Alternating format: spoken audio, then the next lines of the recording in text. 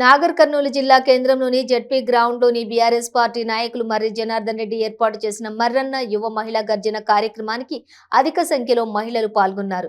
ఈ విషయంపై ఆయన సతీమణి మర్రి జమునరాణి మాట్లాడుతూ, ఈ 10 ఏళ్ల పాలనలో మనకు స్కూలు, మెడికల్ కాలేజీలు, కోచింగ్ సెంటర్లు, రోడ్లు, ట్యాంక్ బండు ఇలాంటి ఎన్నో కార్యక్రమాలు చేసినా చేయలేదని అధికారం దక్కించుకోవాలని ప్రజలపై విషం చిమ్మే మాటలు మాట్లాడడం ఎంతవరకు న్యాయమన్నారు.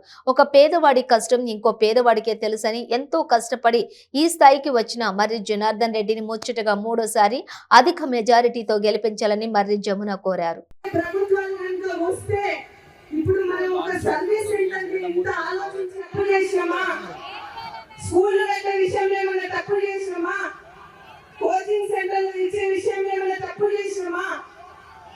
మరి తప్పుడు ప్రచారం ఏంటి?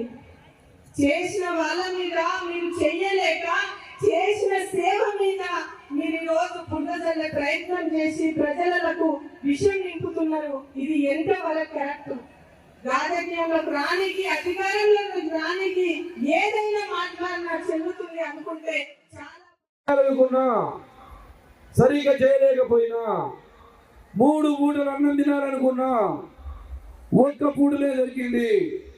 నా జీవితంలో ఏదైతే ఒకనొక రోజు హైదరాబాద్ పోయినా తినడానికి తిండి లేదు, చేతిలో చిల్లి కవ్వలేదు, కాజిగూడ వెళ్ళలేదు.